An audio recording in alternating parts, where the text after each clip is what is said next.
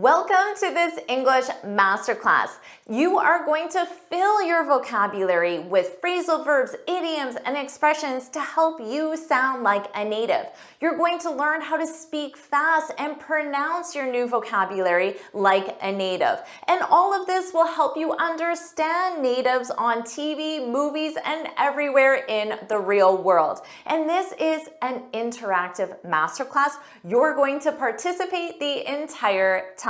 Here's how this masterclass will work. You'll listen to a sentence 3 times, and you need to write down exactly what you hear in the comments. Don't worry, because after I'll explain everything that you heard. Welcome back to JForrest English. Of course, I'm Jennifer. Now let's get started.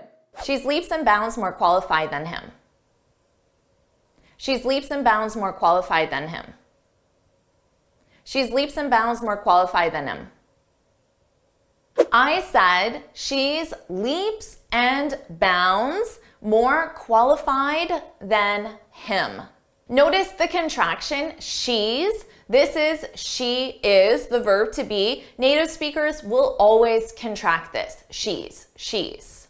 Let's talk about leaps and bounds. Notice how bounds, the D is not pronounced. Bounds, bounds. And here, when we have and between two words, you can reduce that just to leaps and bounds, leaps and bounds, leaps and bounds. She's leaps and bounds more qualified than him.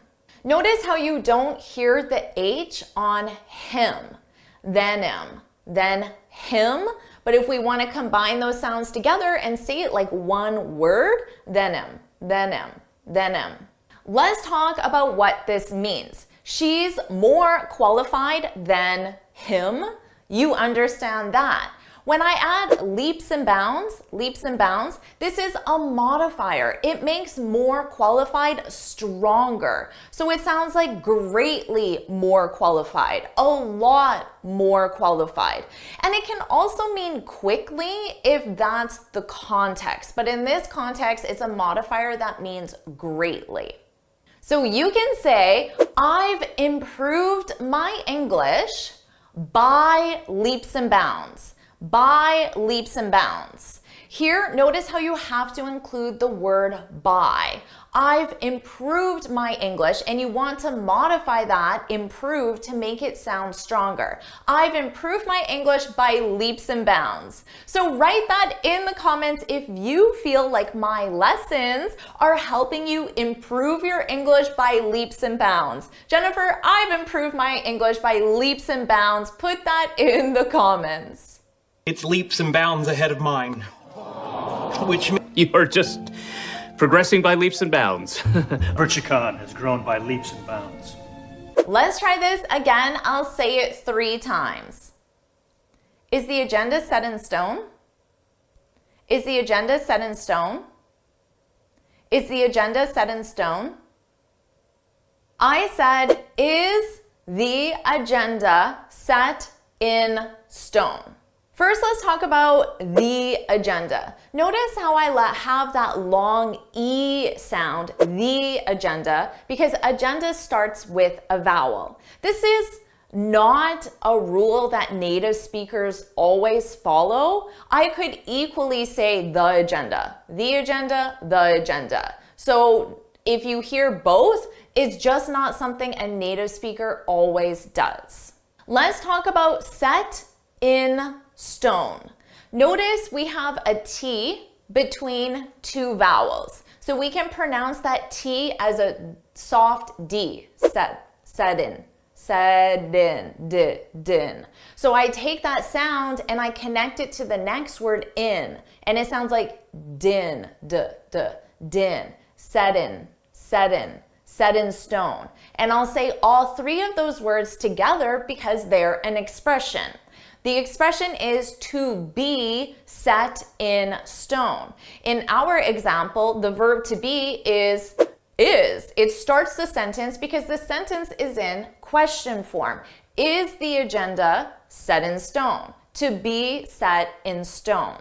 When something is set in stone, in this case, the agenda, it's in a state that is very difficult, if not impossible, to change. So the agenda could be set in stone because all the speakers are confirmed. You've booked the hotel room. You've already paid for the hotel room.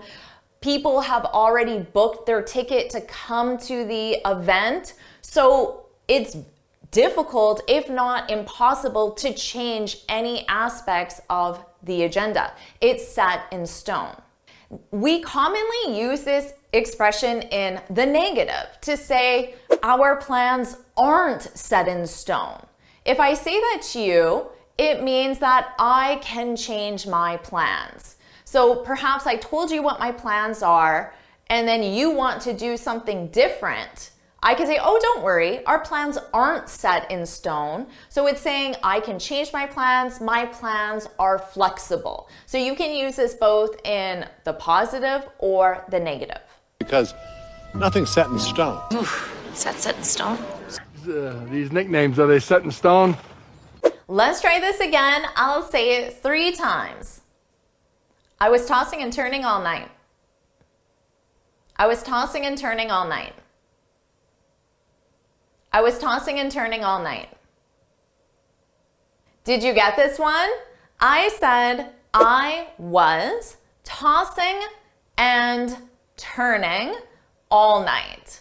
We have and, so remember, same thing as before, tossing in, I can change that to but I have to connect it to the word before, tossing and turning. So I will say all 3, tossing and turning, as one word. Tossing and turning, tossing and turning, tossing and turning. Now, commonly, a native speaker will drop the G sound on tossing, ing, and just say tossin', tossin'. I personally don't do this, but many native speakers do. Tossin', tossing, tossin'. But same thing, you have that sound, tossin' and turnin', tossin' and turnin', or like I said, tossing and turning, tossing and turning. The pronunciation is quite clear, but if you don't know what this means, you won't know how to communicate with a native speaker. I was tossing and turning all night. To toss and turn, this is used to say you had a very restless sleep and you were moving a lot. That is the tossing and turning. That's the movement. You were moving a lot while you were sleeping, so you had a restless sleep. If you were tossing and turning all night, it means you had a restless sleep, so it means right now you're tired. You could say, sorry, I'm yawning so much. I tossed and turned all night. And that means you had a terrible sleep, so now you're tired. That's what's got you tossing and turning. He's always tossing and turning. Man, then I spend all night tossing and turning trying to figure out what I should have said. Are you ready for your next listening exercise? I'll say it 3 times. Just give it a go and see. Just give it a go and see. Just give it a go and see. Did you get this one? I said just give it a go and see. Let's talk about give it. We can combine these together and I'm going to use that v sound. Give it, vit, vit, give it, give it.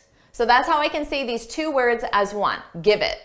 And I'll do the same thing with a go. I'll just pronounce it as one word, a go. Give it a go. Give it a go. Give it a go. Just give it a go and see. What does this mean? To give something a go simply means to try something. So if I say just give it a go, I'm saying just try it. Maybe your friend invited you to go dancing, but you don't know how to dance. I could say just give it a go. Now here the it is dancing. So I could say, just give dancing a go. Just give dancing a go. Remember in the original example, it was just give it a go and see. Here, the see represents and see what happens. See what happens when you try dancing. Maybe you are really good at it, or maybe you're not very good at it, but you had so much fun, you don't even care that you weren't good at it. So if you send me a message and say, Jennifer, I'm not sure if I can give a presentation in English, I'll say to you, just give it a go. So I want you to write in the comments right now, Jennifer, I'll give it a go. I'll give it a go. Put that in the comments. Jennifer, I'll give it a go. I'll give it a go. Let's give it a go. Let's give it a go and see what the future brings. Let's try this one more time. I'll say it 3 times. We have a lot riding on this pitch. We have a lot riding on this pitch. We have a lot riding on this pitch. I said we have a lot riding on this pitch. Notice when I said the sentence fast, I did not contract we have. I didn't say we've a lot riding on this pitch. I didn't say that. I said we have a lot riding on this pitch. That's because in American English, we do not contract have when have is the main verb. We only contract have when it's an auxiliary verb. I could change this and say we've got a lot riding on this pitch. In this case, have is the auxiliary verb, got is the main verb, so I can form that contraction. We have, we've got a lot riding on this pitch. You're probably wondering what this means. When you have a lot riding on something, it means that something, whatever the something is extremely important to your success, whatever success means to you. Now, in this case, the something is this pitch. This pitch is extremely important to this person's overall success. What does this pitch mean? In the business world, a pitch is a presentation, but the purpose is to convince someone to do something or to buy something. So it's extremely important that this pitch, this presentation is successful. And it's extremely important for the person's overall success, likely their career success. To use a previous expression that you learned, I was tossing and turning all night thinking about this pitch. My career is riding on it. Everything is riding on it. Well, this is it, folks. Everything is riding on this pitch. So much rides on this. Now let's do an imitation exercise so you can practice this pronunciation. So I'm going to say each sentence again, but I want you to say the sentence out loud, and then we'll repeat that 3 times. So let's do that now. She's leaps and bounds more qualified than him. She's leaps and bounds more qualified than him. She's leaps and bounds more qualified than him. Is the agenda set in stone? Is the agenda set in stone? Is the agenda set in stone? I was tossing and turning all night. I was tossing and turning all night. I was tossing and turning all night. Just give it a go and see. Just give it a go and see. Just give it a go and see. We have a lot riding on this pitch. We have a lot riding on this pitch. We have a lot riding on this pitch. Are you enjoying this lesson? If you are, then I want to tell you about the Finally Fluent Academy. This is my premium training program where we study native English speakers from TV, the movies, YouTube, and the news so you can improve your listening skills of fast English, expand your vocabulary with natural expressions, and learn advanced grammar easily. Plus, you'll have me as your personal coach. You can look in the description for the link to learn more, or you can go to my website and click on Finally Fluent Academy. Now let's continue with our lesson. Amazing job. Now let's keep going with the next listening exercise. I'll say it 3 times. My mom nitpicks like crazy. My mom nitpicks like crazy. My mom nitpicks like crazy. Did you get this one? I said my mom nitpicks like crazy. The pronunciation is clear, but if you don't know what the vocabulary means, you're not going to understand what that native speaker said. Here, our verb is to nitpick. To nitpick. What does this mean? This is when you find faults. Faults are things that you don't like or criticisms.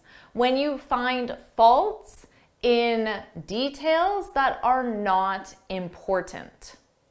I'm sure you know someone in your life who nitpicks, or maybe you nitpick yourself.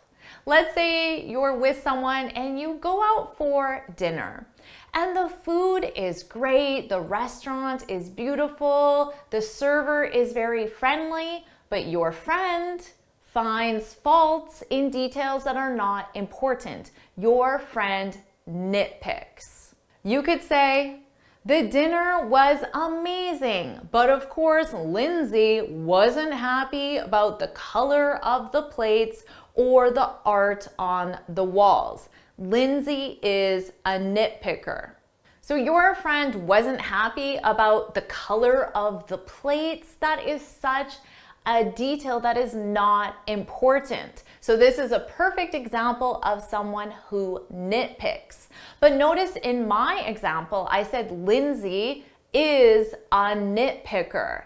A nitpicker. This is the noun form, and a nitpicker is simply someone who nitpicks. The original example was, my mom nitpicks like crazy. Here, like crazy, this simply means a lot or quickly. But in this context, it means a lot. So my mom nitpicks like crazy. My mom nitpicks a lot. You could also say, I worked like crazy all weekend. So you worked a lot all weekend. Let's try this again. I'll say it 3 times. It's okay to be picky sometimes. It's okay to be picky sometimes. It's okay to be picky sometimes. Did you get this one? I said it's okay to be picky sometimes. For pronunciation, notice I use the contraction it's. This is the contraction of it is. It's okay. It's okay to be. But I didn't say it's okay to be picky. I said to be. So an unstressed to. It's okay to be picky. It's okay to be picky. Now don't confuse this expression to be picky with our last expression to nitpick.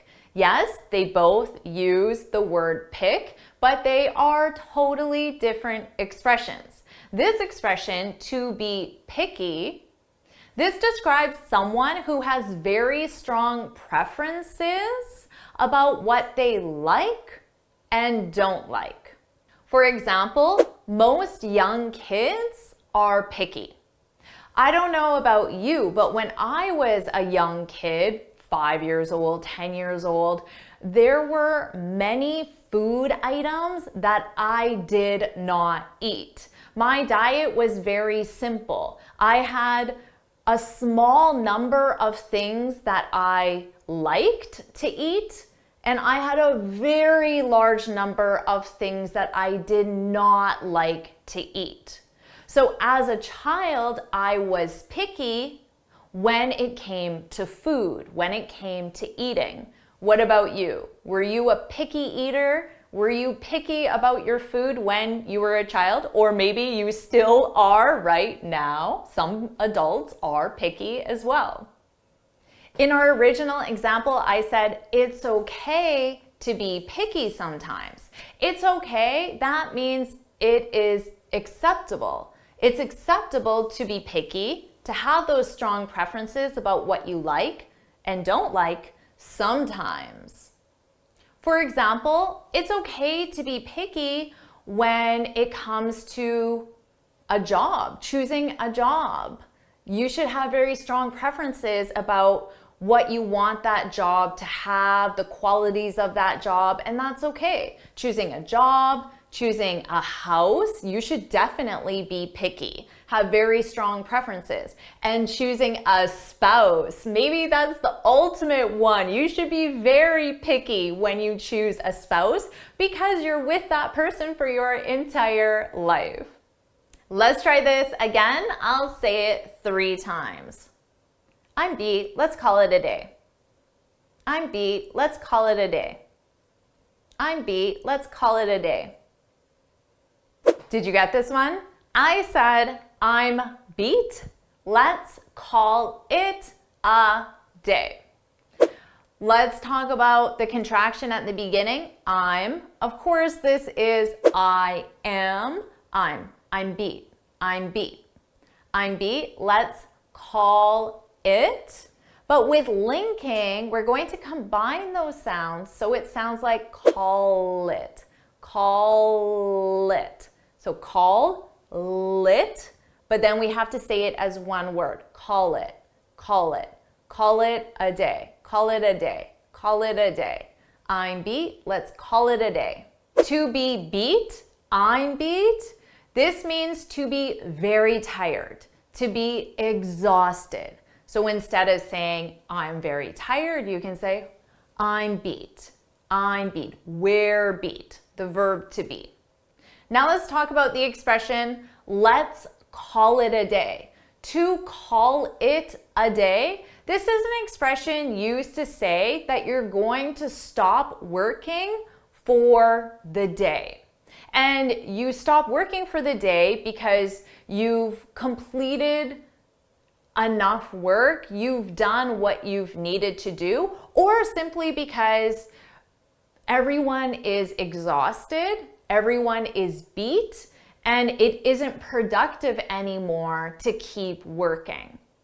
So maybe it's 3 o'clock and technically the day ends at 5 o'clock, but everyone is so tired, everyone is beat, that they're just not thinking clearly anymore. So you might say, let's call it a day. Let's just stop working for today and we'll get a good night's sleep. We'll come back tomorrow and begin again. You could combine this with our expression like crazy, which means a lot. And you could say, we've been working like crazy all week. Let's call it a day. So again, maybe it's Friday at 2 o'clock and technically you're supposed to work until 5, but because you've been working like crazy all week, let's just call it a day and stop working now. Are you ready for another listening exercise? I'll say it 3 times. You shouldn't be so nosy. You shouldn't be so nosy. You shouldn't be so nosy. Did you get this one? I said you shouldn't be so nosy. Here, notice I said shouldn't, you shouldn't be. This is a contraction of should not, shouldn't. You shouldn't be, you shouldn't be. You shouldn't be so nosy. What does this mean? To be nosy, to be nosy. This is used to say that you're interested in what other people are doing or saying when you have no right to be interested in that. You have no right to know what other people are saying or doing because it doesn't involve you. A lot of people are nosy when it comes to their significant other's cell phone. They want to know what their significant other is looking at online, who they're talking to, who they're texting with, but ultimately, you have no right to that knowledge because that's your significant other's personal privacy. So if your significant other leaves their phone and goes to the bathroom or goes to another room and you pick up the phone and you try to look at it without them knowing, you are being nosy. And that's when someone can say, you shouldn't be so nosy. Let's try this one more time. I'll say it 3 times. Being nosy is one of my pet peeves. Being nosy is one of my pet peeves. Being nosy is one of my pet peeves. Did you get this one? I said being nosy is one of my pet peeves. And now you know what nosy means, so I don't have to explain that. Being nosy. Notice how this is a gerund statement. A sentence that starts with a gerund verb, a verb in ing. Being nosy. Gerund statements are used to make general statements. So in general, being nosy is one of my pet peeves. What is a pet peeve? A pet peeve is something that especially annoys you.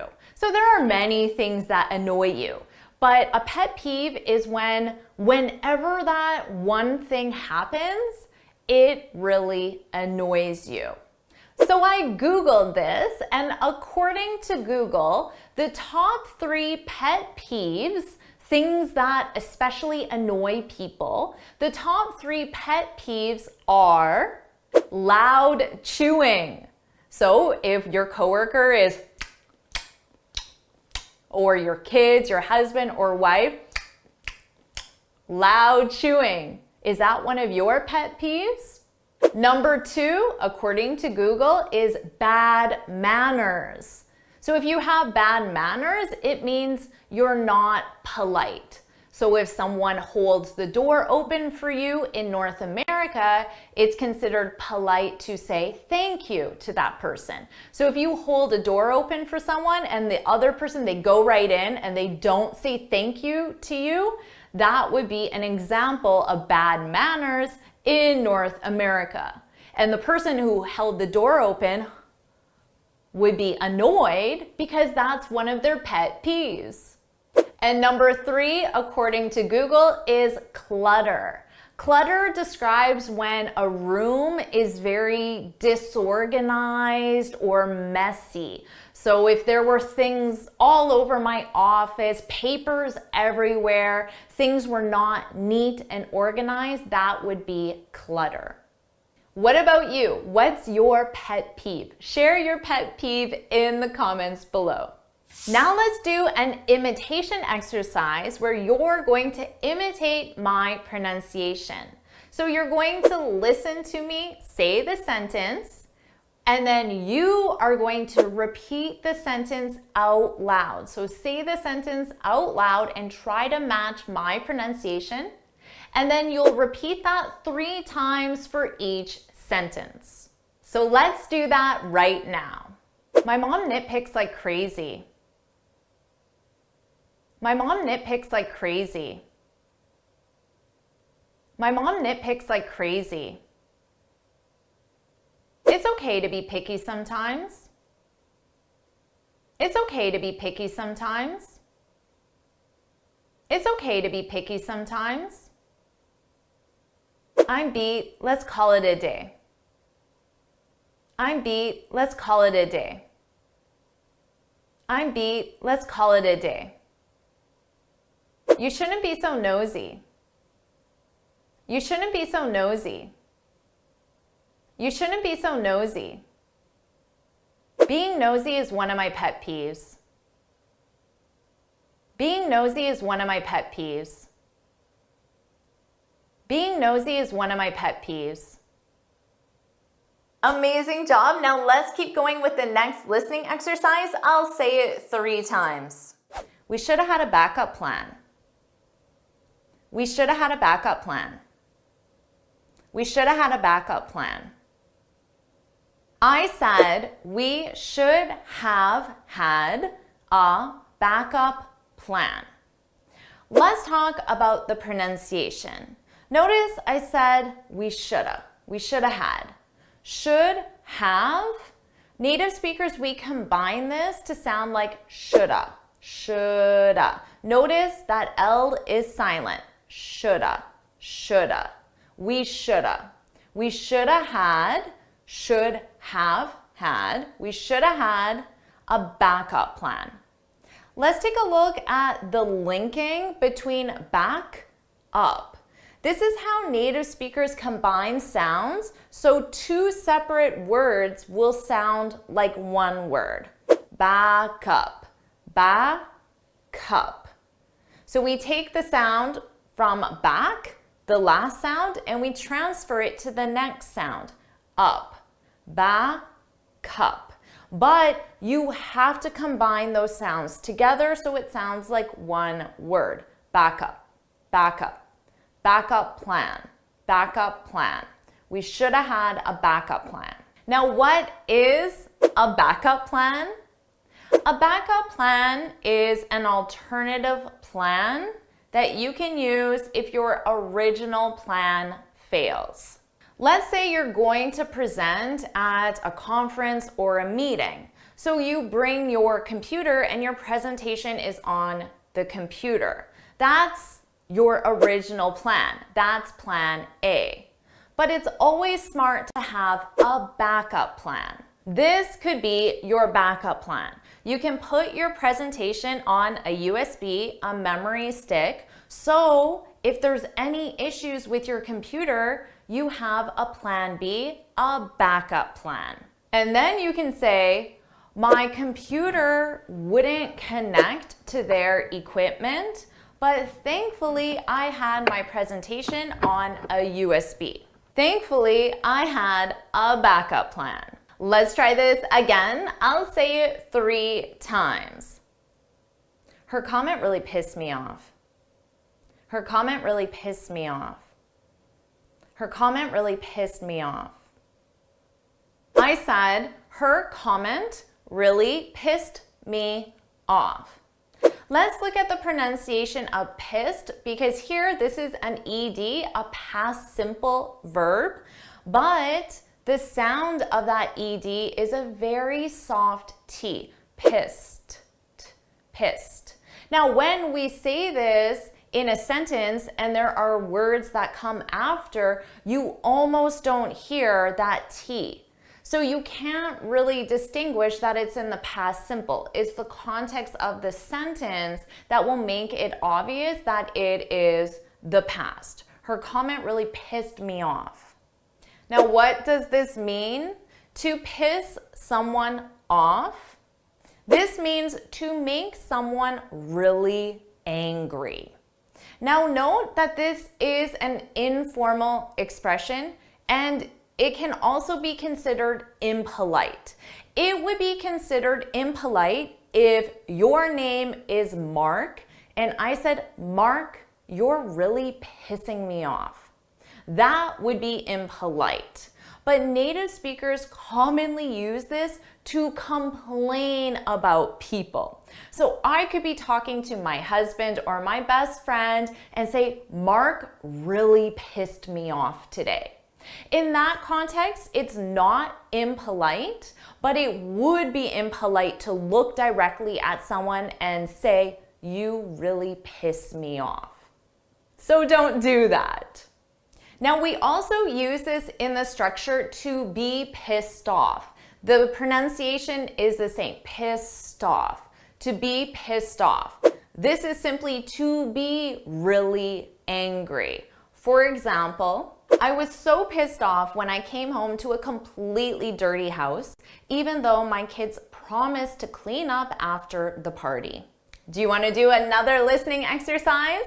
I'll say it 3 times. Take what she says with a grain of salt. Take what she says with a grain of salt. Take what she says with a grain of salt. I said, take what she says with a grain of salt.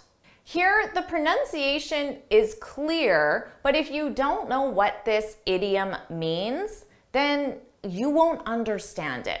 So the idiom is to take something with a grain of salt. We use this to say that you shouldn't believe everything someone tells you because it might not be true. So let's say your friend tells you that, oh, Gina says she'll help me move this weekend. But from your experience, Gina likes to make a lot of promises, but she doesn't always follow up with those promises. She doesn't always fulfill those promises. Then you might say, take what she says with a grain of salt.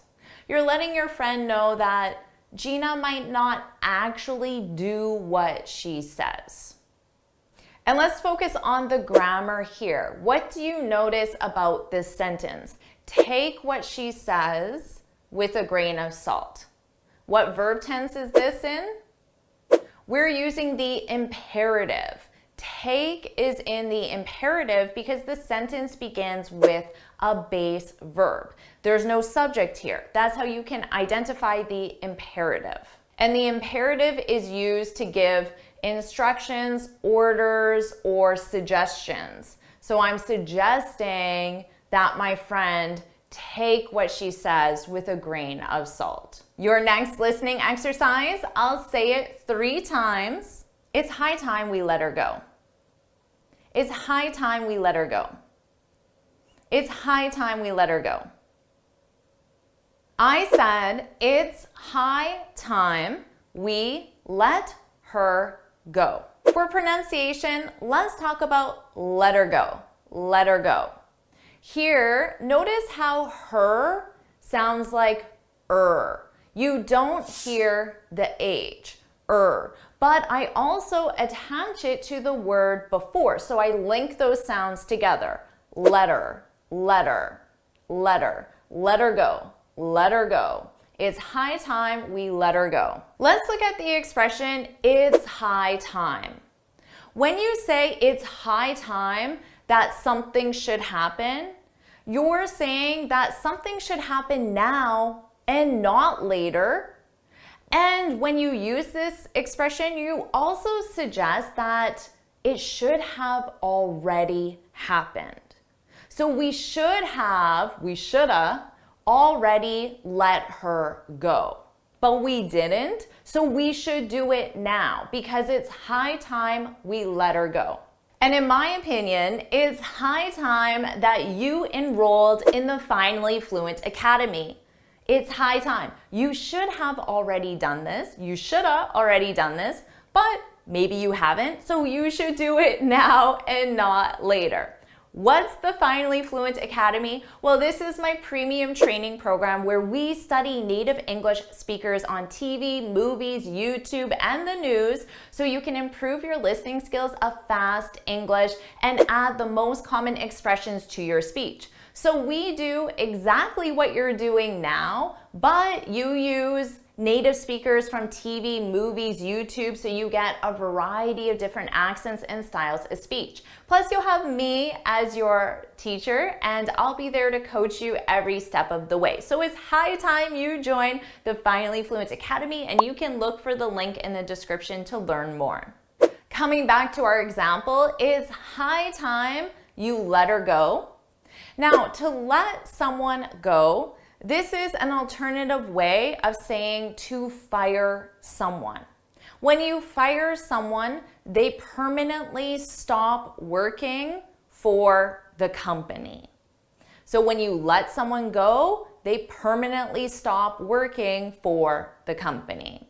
It's high time we let her go. Remember, you're suggesting you should have let her go a while ago. So now you better do it. Let's do one last listening exercise. I'll say it 3 times. He looked a little frazzled. He looked a little frazzled. He looked a little frazzled. I said he looked a little frazzled. Let's talk about pronunciation. A little. Native speakers, we don't pronounce T's between 2 vowels. It will be either a very soft D, little, little, dull, or you just won't hear it, lil, a little, a little. And notice the is connected to it, a little, a little. He looked a little frazzled. Frazzled, here it's a past simple ed verb, but the pronunciation is a very soft D, and you almost don't hear it. Frazzled, very soft, frazzled, frazzled. To be frazzled or to look frazzled, this is when you are or look very tired, but you also look very worried or anxious.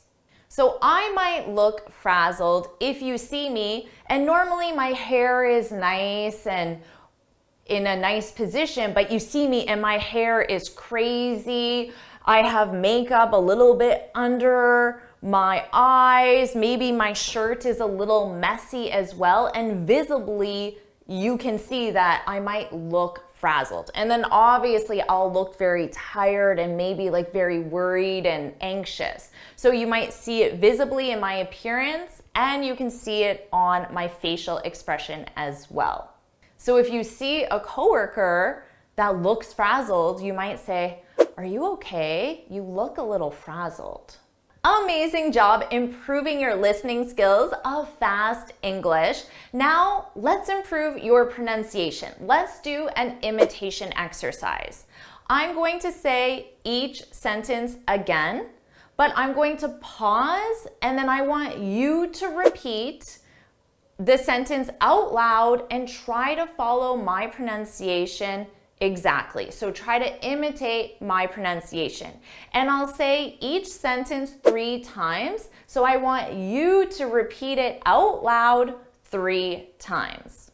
We should have had a backup plan. We should have had a backup plan. We should have had a backup plan. Her comment really pissed me off. Her comment really pissed me off. Her comment really pissed me off. Take what she says with a grain of salt. Take what she says with a grain of salt. Take what she says with a grain of salt. It's high time we let her go.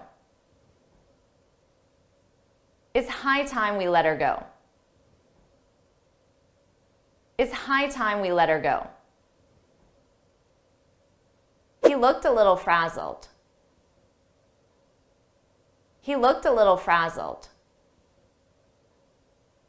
He looked a little frazzled. Amazing job. Now let's keep going with the next listening exercise. I'll say it 3 times. That's out of our budget. That's out of our budget. That's out of our budget. Did you get this one? I said that's out of our budget. Let's talk about the pronunciation changes. Notice that's. This is a contraction of that is, that's. Now we have out of.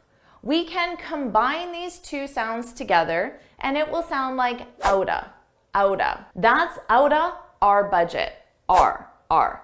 Notice the word is our because it's a possessive, our budget. The budget belongs to us, but I pronounce it just as a very unstressed our budget, our budget. But based on the context, it's obvious that it's not the verb to be, are, and it is in fact our, the possessive. That's out of our budget. Do you know what this means? The expression to be, the verb to be, that is, to be out of one's budget. So we need a possessive here, one's budget.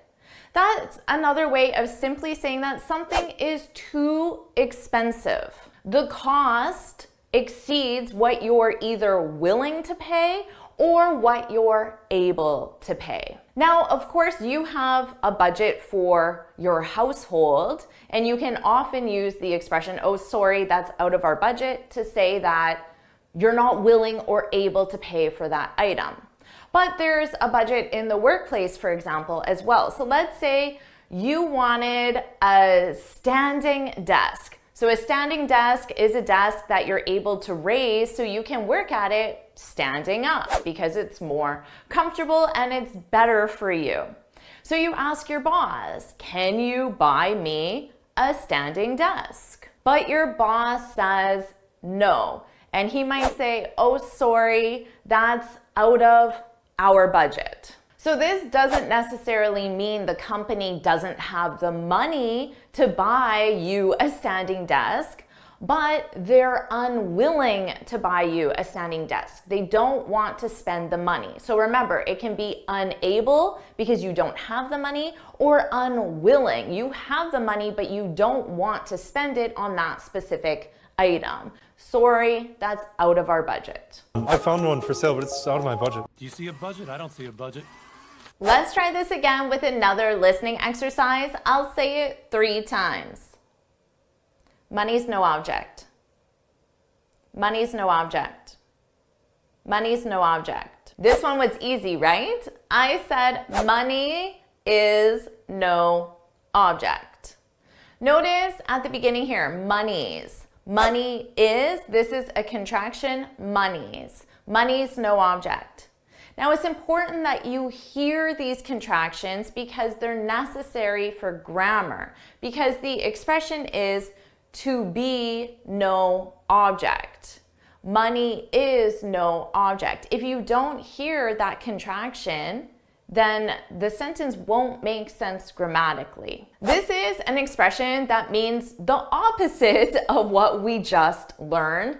If you say money is no object, it means that the cost of something is not a concern or a limitation. So basically, you're saying, I'm willing to pay any price for this specific item. It's common to use this in specific situations.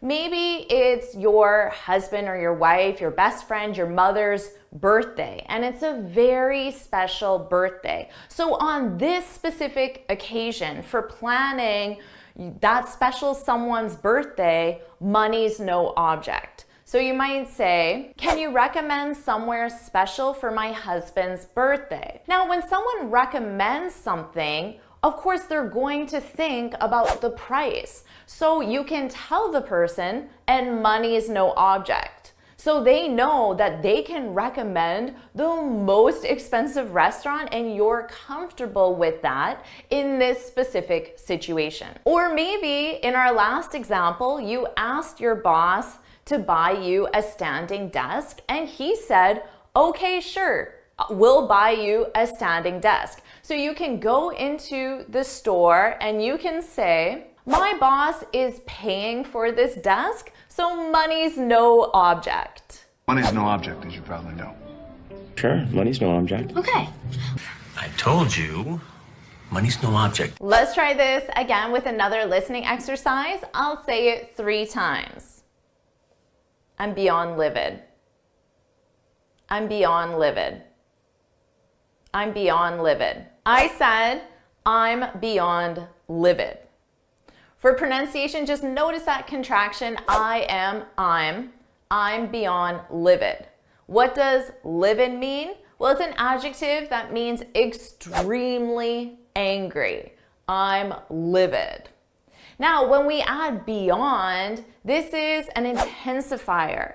So extremely angry, livid is already very intense, but if you add beyond livid, it makes it 10 times stronger. I'm extremely angry. I'm beyond livid. Just remember to conjugate that verb to be. So if you're speaking about a past emotion, you could say, I was beyond livid when my boss denied my desk reimbursement.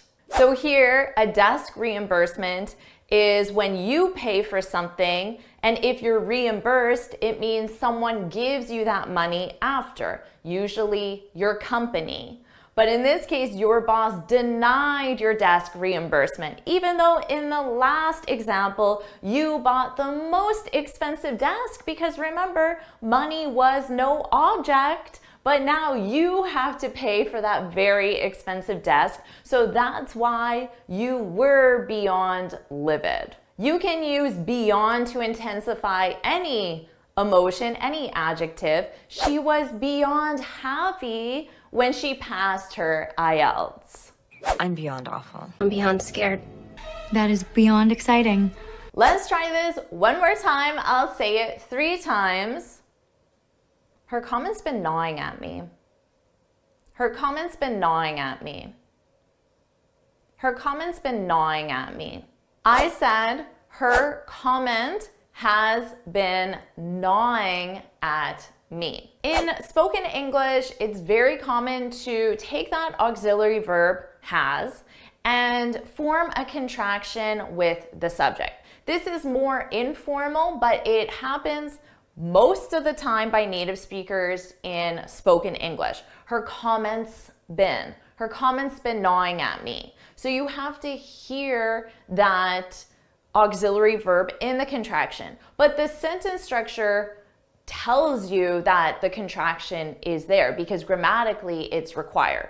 Now in written English, it would be more common and proper to say her comment has been gnawing at me. But even if I were to see that in written form, if I were to read it out loud, I would just automatically form that contraction in spoken English. Notice that pronunciation for gnawing, that G is silent. Gnawing, gnawing.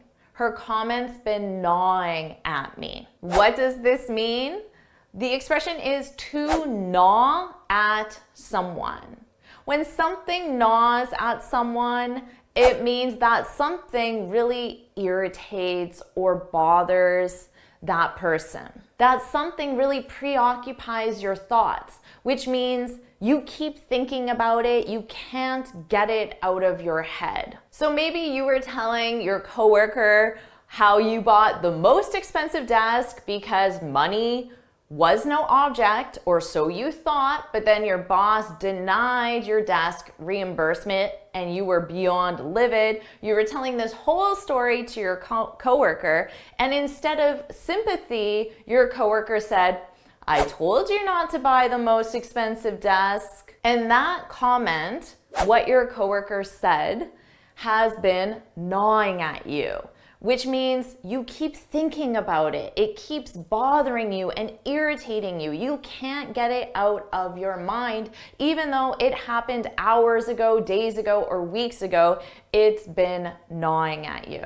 Something was still gnawing at me. How it's secretly gnawing away at you.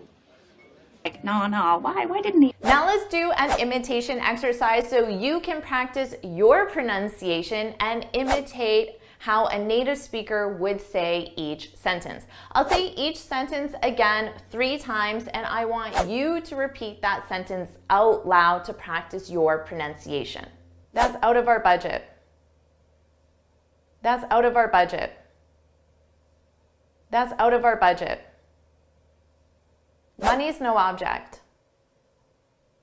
Money's no object. Money's no object. I'm beyond livid. I'm beyond livid. I'm beyond livid. Her comment's been gnawing at me. Her comment's been gnawing at me. Her comment's been gnawing at me. Amazing job. Now let's keep going with the next listening exercise. I'll say it 3 times. Careful with the blender, it's a little finicky. Careful with the blender, it's a little finicky. Careful with the blender, it's a little finicky. I said careful with the blender, it's a little finicky. First, let's talk about the pronunciation changes. You can see here, this is a contraction. It's a little. So we pronounce that as a d, a soft D. Little, little. Now, some native speakers will drop those sounds entirely and it will just sound like lil. And then we connect it with a little. I personally pronounce the soft D's, a little. It's a little finicky. Finicky is probably a new word in your vocabulary, so let's focus on the sounds. Fin, ick, e. Now, we're going to put the syllable stress on the first sound. Fin, finicky. What does this mean? Well, finicky, this is an adjective, to be finicky. And this means that something requires a lot of attention to detail. So the example is using a blender, a common household appliance that's easy to use. But if this blender is finicky, it means that to use it successfully, you have to really pay attention to detail. Maybe you have to make sure the lid is on in just a precise way or press the buttons in a very specific way in order for the blender to operate. Likely because the blender is very old or there's a problem with the blender. It's finicky. It's a little finicky. It's being so finicky with me. These machines are really finicky. It's being finicky. Now let's talk about grammar for a second because notice the sentence started with careful. Technically, you need the verb be. Be careful. But native speakers will commonly drop verbs when they're not required to understand the sentence. So if I said to a native speaker, careful, they're not going to be confused because there's no verb be. They understand what it means without the verb. Careful, be careful, they're both correct, and a native speaker will most likely just say careful. Let's try this again with another listening exercise. I'll say it 3 times. She's a finicky eater. She's a finicky eater. She's a finicky eater. I said she's a finicky eater. This was easy for you, right? Because it's the same word, finicky. So hopefully you could clearly hear that now. But the meaning in this context is different. We're not saying she's an eater that requires a lot of attention to detail. A finicky eater is an eater who is difficult to please. Now, why would an eater be difficult to please? Because there are probably many things that she doesn't like, or she has a lot of specific preferences about how her food is prepared. This adjective is commonly used to describe children because most children are finicky eaters. If you have kids, you can probably relate to this, and you were once a child. So I don't know about you, but as for me, I was definitely a finicky eater when I was a kid. I only liked about 5 things, and there was a long list of things I didn't like. If you can relate to that, put me too in the comments, me too, so I know that you were also a finicky eater. Good luck with my finicky appetite. Let's try this again. I'll say the sentence 3 times. The audience was hanging on her every word. The audience was hanging on her every word. The audience was hanging on her every word. I said the audience was hanging on her every word. For pronunciation, notice how on her sounds like honor, honor, honor, because we frequently drop the H sound on her, and then I connect those two words together, honor. I can also connect that with every, honor every, honor every, honor every. What does this mean? To hang on one's every word, this is an expression. And it means that you listen very closely, very attentively, very carefully. Now with expressions, you need to make sure you have every single word. So here, it's on her every word. So if you said the audience was hanging on her word and you forgot to use every, it wouldn't make sense, because with expressions, you have to use every single word of the expression. So if you are listening to this lesson very closely, you're taking notes, you're actively participating, then you, my friend, are hanging on my every word. But if, as you're watching this video, you're also checking your email or making dinner or doing something else, then you're not hanging on my every word. So I hope you're hanging on my every word. If you are, put that in the comments. Jennifer, I'm hanging on your every word. And that means you're paying very close attention to what I'm saying. You're hanging on his every word. But he hangs on your every word. They all hang on my every word. Let's try this again. I'll say it 3 times. She has me wrapped around her finger. She has me wrapped around her finger. She has me wrapped around her finger. I said, she has me wrapped around her finger.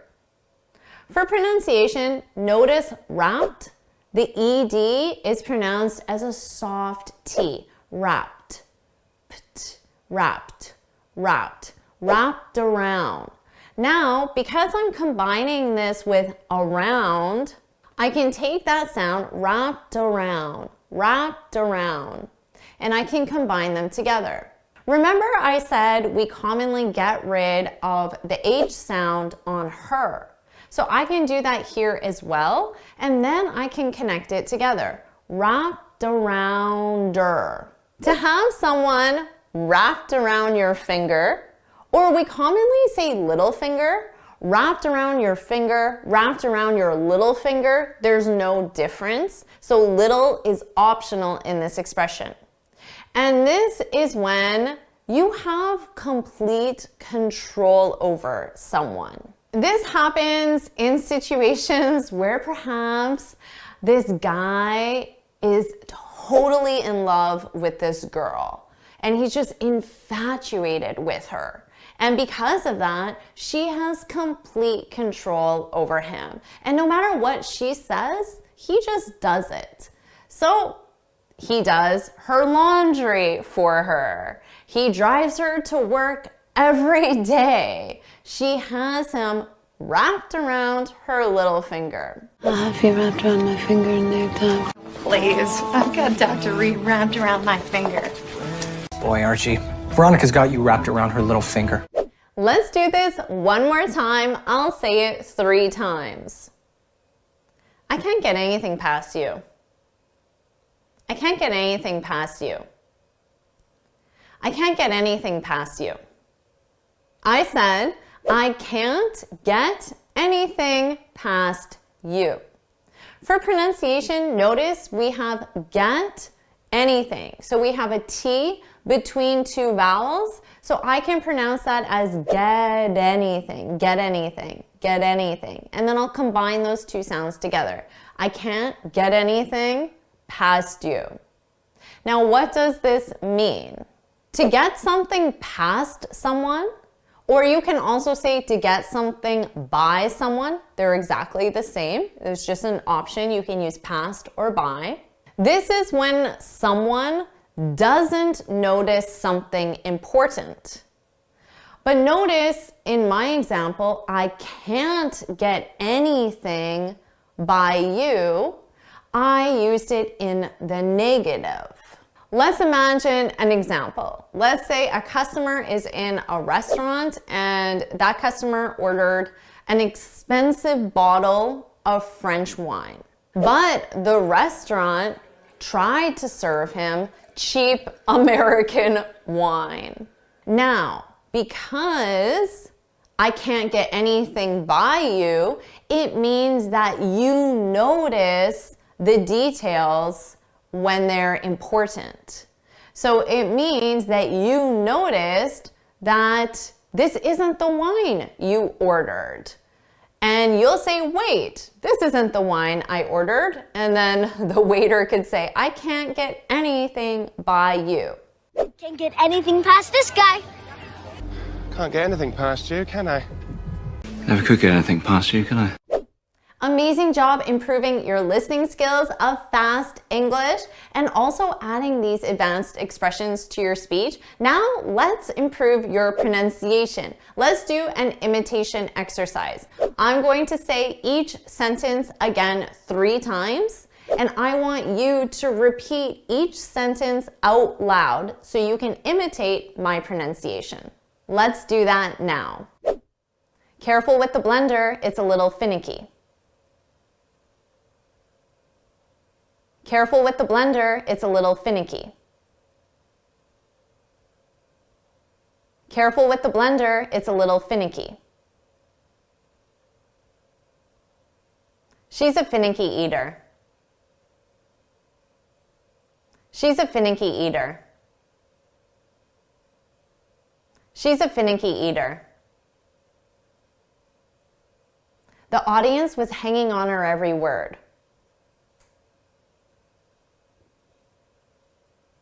The audience was hanging on her every word.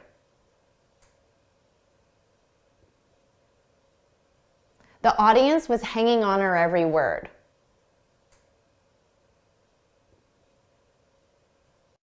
She has me wrapped around her finger. She has me wrapped around her finger. She has me wrapped around her finger.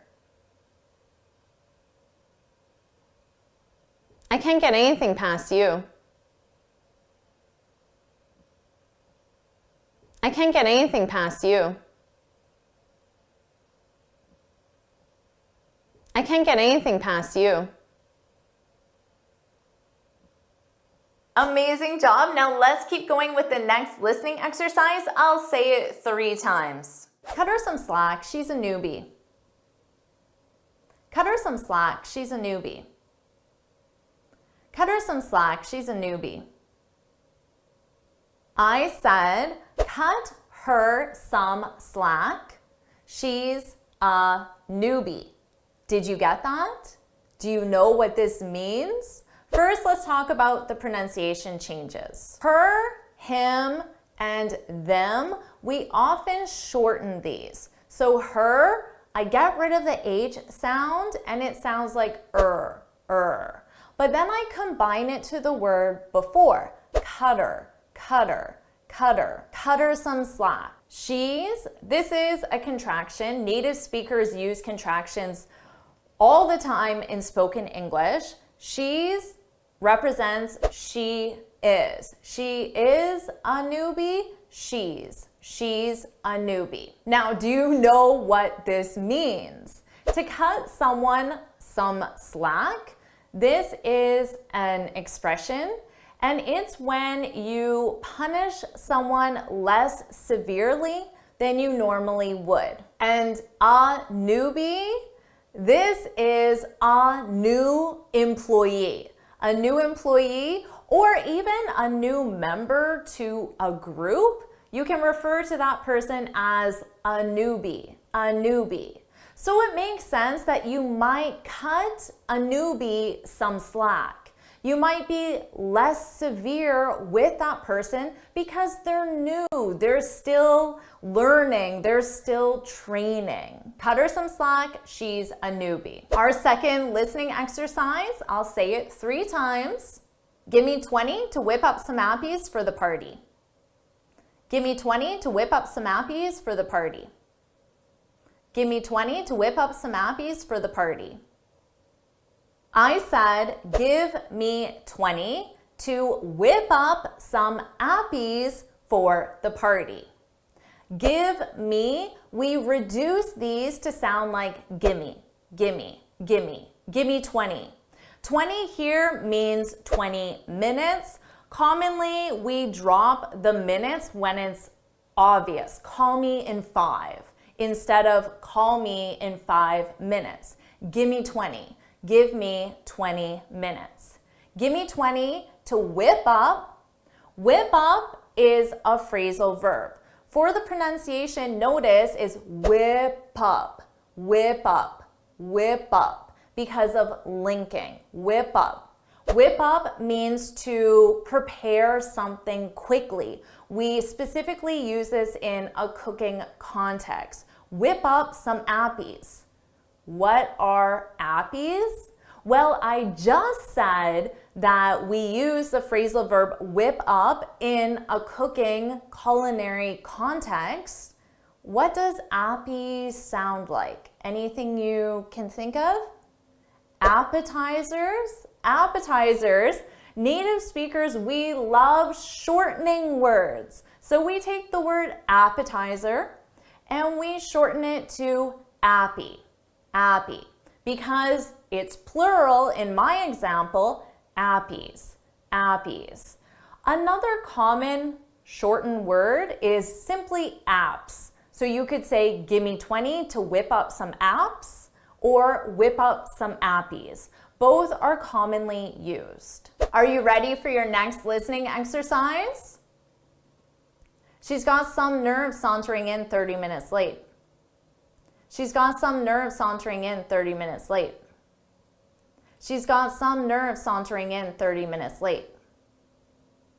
I said, she's got some nerve sauntering in 30 minutes late. For pronunciation, notice she's got. Here, the contraction is she has. She has got. I know this because grammatically it isn't correct to say she is got. It's she has got. She's got. She's got some nerve. What does that mean? To have some nerve is an expression to say, how dare she? She has some audacity. So you're criticizing her behavior to say that she has no right to do something. She's got some nerve. Now, what does she have no right to do? Well, is sauntering in 30 minutes late. To understand this, you need to know what saunter in means. When you saunter, it means you walk in a very relaxed, casual, unhurried way. To saunter. In here means into the office, into the room, into the meeting. She sauntered in 30 minutes late. So basically, she came to the meeting 30 minutes late. And when she came, she was so relaxed and she didn't show any sense of urgency, even though she was 30 minutes late. She's got some nerve doing that. Our next listening exercise, I gotta hand it to you. I didn't think you'd pull it off. I gotta hand it to you. I didn't think you'd pull it off. I gotta hand it to you. I didn't think you'd pull it off. I said, I got to hand it to you. I didn't think you'd pull it off. Did you get this one? Got to is pronounced gotta. I gotta. Hand it. Notice the linking here. Hand it. Did. I gotta hand it. Now, I said to you, but native speakers will frequently reduce both of these and say to, ya, or ya, to ya. Gotta hand it to ya. But I believe I said to you. I gotta hand it to you. I gotta hand it to ya. You'd is a contraction. The D stands for would. You would, you'd. It's difficult to hear that D because it's very soft, but grammatically it's important that it's there. You'd pull it off. Notice the linking, pull it, pull it off. When you hand it to someone, it means that you recognize that someone deserves praise or respect. So by saying, I gotta hand it to you, means I have to acknowledge that your actions deserve praise or respect. And why am I doing this? Because the person pulled something off. When you pull something off, it means you achieve something difficult. You succeed at doing something difficult. So that's why this person deserves praise. I gotta hand it to you. I didn't think you'd pull it off, but you did. Our last listening exercise. I've got to have a little me time. I've got to have a little me time.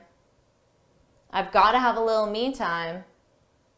I said, I've got to have a little me time. Here, notice we have the same gotta reduction, got to gotta. This time, I said I've. I have as a contraction, I've gotta. I've gotta have a little will sound like lil, a little me time. Now, what is me time? Me time is simply personal time. It's time when you can do whatever you want to do. It's your personal time. So of course, I've got to have a little me time. I must have some time for me to do whatever I want to do. Personal time, me time. Now let's do some imitation practice to make sure that you practice this natural pronunciation. I am going to say each sentence 3 times, and I want you to repeat it out loud. And you can do this exercise as frequently as you'd like. Cut her some slack, she's a newbie. Cut her some slack, she's a newbie. Cut her some slack, she's a newbie. Give me 20 to whip up some appies for the party. Give me 20 to whip up some appies for the party. Give me 20 to whip up some appies for the party. She's got some nerve sauntering in 30 minutes late. She's got some nerve sauntering in 30 minutes late. She's got some nerve sauntering in 30 minutes late. I gotta hand it to you. I didn't think you'd pull it off. I gotta hand it to you. I didn't think you'd pull it off. I gotta hand it to you. I didn't think you'd pull it off. I've gotta have a little me time. I've gotta have a little me time. I've gotta have a little me time. Amazing job. Now let's keep going with the next listening exercise. I'll say it 3 times. Hello, my amazing students. Today, you're going to learn how to understand fast English and how to speak just like a native speaker. Welcome back to JForrest English. Of course, I'm Jennifer. Now let's get started. Here's how this lesson will work. I'm going to say a sentence 3 times at a natural, fast pace, and you need to write down exactly what you hear in the comments. And the examples are going to go from beginner A1 to more advanced C2. So let's see if you can complete this whole lesson. Our first listening exercise, I'll say it 3 times. Thanks for your help, you rock. Thanks for your help, you rock.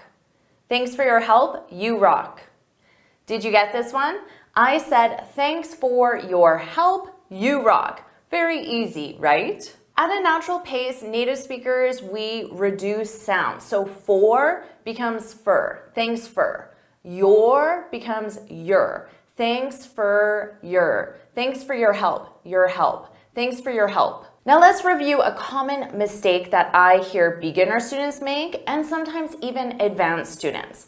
You can say thank you or thanks. You cannot say thanks you or thank. And notice in our example, we have thanks for your help. Thanks for your help. What is your help? This is a noun. So we have thanks for plus noun. You can also use thanks for plus gerund because for is a preposition. So what would thanks for your help be in the gerund form? Do you know? Thanks for helping me. Thanks for your help. Thanks for helping me. And you rock, this is a very natural way to say you're great, you're awesome. I use this in the comment section to reply to your lovely comments all the time. But don't say you are rock. It is not to be rock, it is to rock. You rock, you're awesome, you're really great, you rock. Put that in the comments. You rock, you rock. Thanks for your help. Thanks for helping me. Thanks, Billy. You rock. You rock. Thanks, honey. Let's try this again, a little more difficult. I'll say it 3 times. She's starting to rub off on you. She's starting to rub off on you. She's starting to rub off on you. Did you get this one? I said she's starting to rub off on you. She's is our contraction. She is, she's. She's starting to. So instead of to, you can use an unstressed to. She's starting to rub off. Because rub off is a phrasal verb, they go together. I can take that B sound and connect it to the next word, but I have to combine them together. I have to say them as one word. Rub off, boff, rub off, rub off. I can also take that on and add it together. So I'm saying those 3 words as one. Rub off on. So here I'm taking the F from off and I'm adding it to on. Fawn. Rub off on. Rub off on. Rub off on you. What does this mean? To rub off on someone is when someone's behavior or personality affects someone else. Let's take Janice, and let's say Janice loves helping other people. Now let's say Fernando spends a week working with Janice, and now Fernando starts helping other people. You could say Janice rubbed off on Fernando. Here we have it in the past simple, rubbed, rubbed off on. Janice rubbed off on Fernando. Now you could also take the specific personality trait or characteristic, in this case Janice's helpfulness, which is a noun. Janice's helpfulness, because the helpfulness belongs to Janice, so it's possessive. Janice's helpfulness rubbed off on Fernando. So that specific character trait of Janice transferred to Fernando because they spent time together. Marcus is really rubbing off on you. Finally, I'm rubbing off on you. My deviousness has finally rubbed off on you. Let's try this again. I'll say it 3 times. He rubs me the wrong way. He rubs me the wrong way. He rubs me the wrong way. Did you get this one? I said, he rubs me the wrong way. Notice this expression uses the verb to rub, and our last expression used the verb to rub, but they have completely different meanings. And that's why this is a more advanced listening exercise, because maybe you understood the words, but you don't know what this means. To rub someone the wrong way. This is to annoy someone, but without intending to. Remember Janice from our last example, and she was very helpful, but maybe for some reason, she just rubs you the wrong way. She annoys you, but there's nothing that she does to annoy you, just maybe your personalities clash. They don't go together. So if you're planning a social gathering, you might say, is it okay if we don't invite Janice? She rubs me the wrong way. Now, an entire person like poor Janice can rub you the wrong way, but it also could be something specific that someone said or did. And overall, you like Janice, but just that one thing she said or did rubbed you the wrong way. For example, your comment just rubbed me the wrong way. So maybe she said something in a meeting that really annoyed you, but you know she did not intend to annoy you. So here, your comment, this is a noun. Your comment rubbed the past simple of the verb to rub, and notice that soft D, rubbed me the wrong way. Wait, is it me? But do I rub you the wrong way? Not Jay.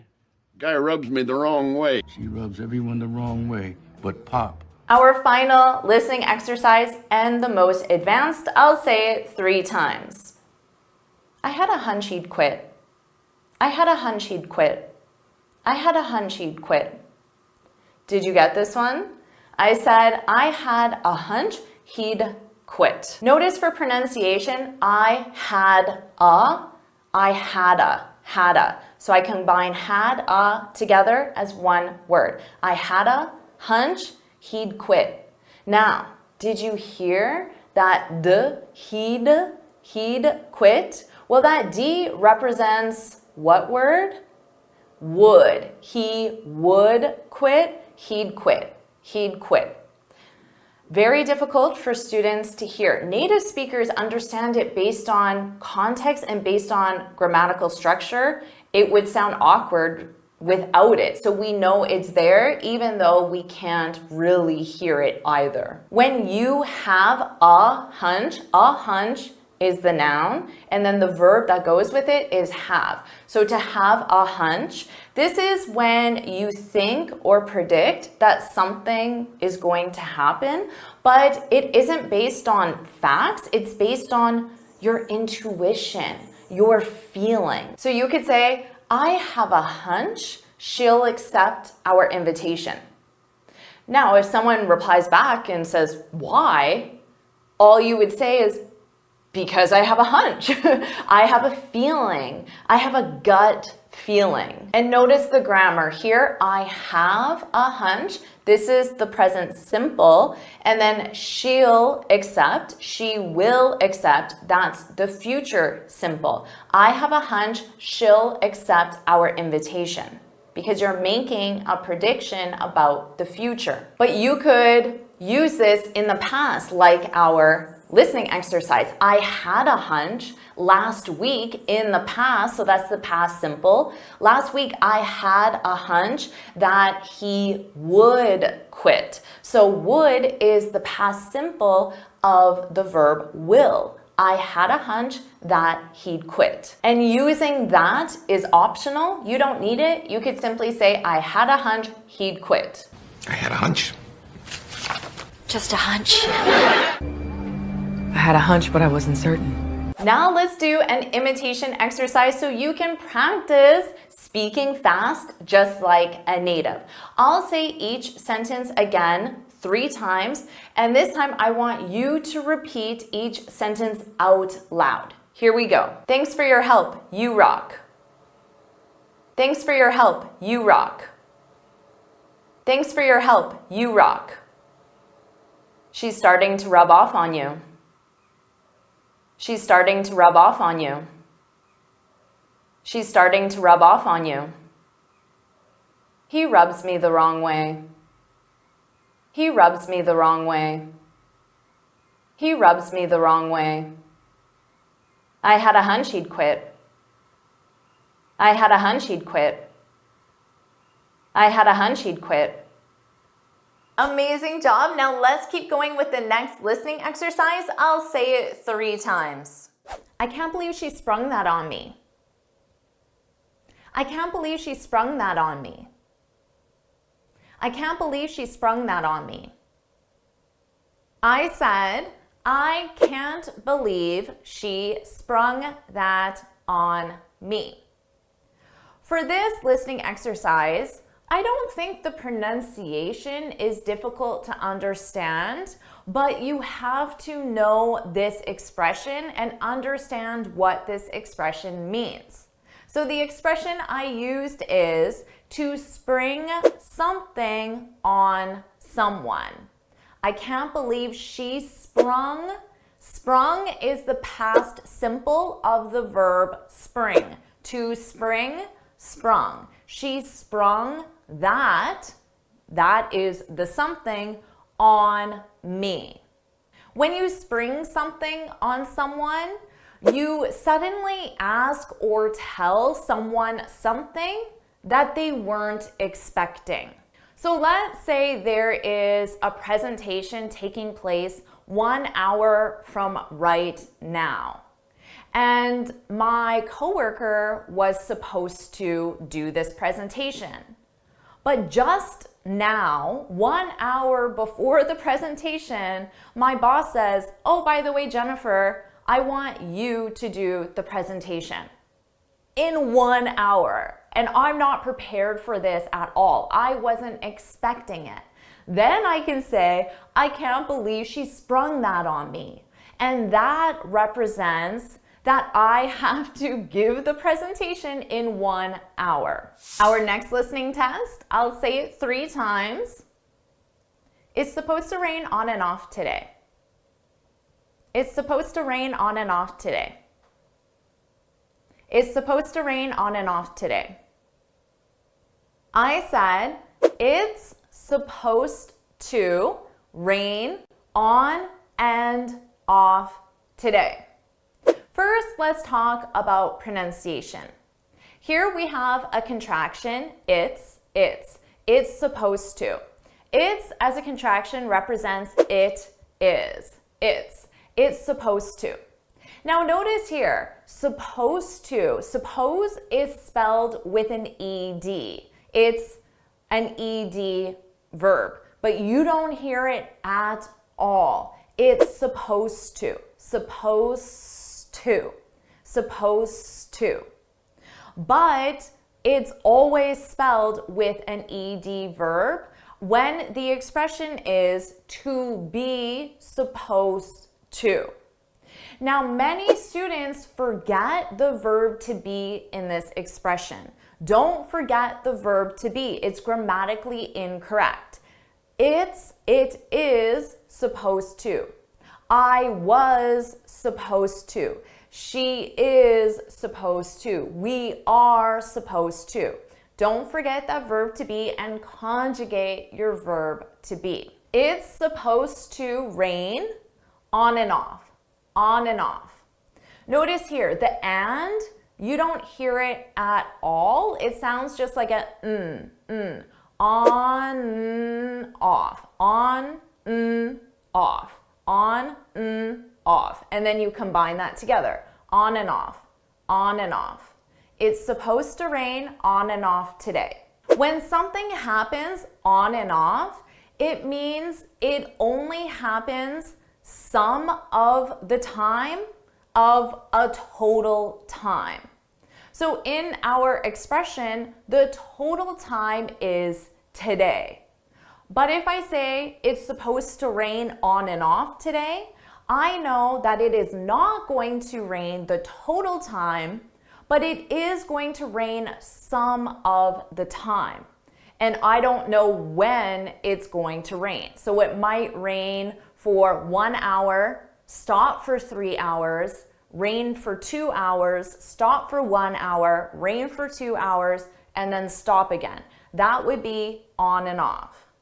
We commonly use this expression with rain because rain frequently happens on and off. It doesn't happen for the total time of a timeline.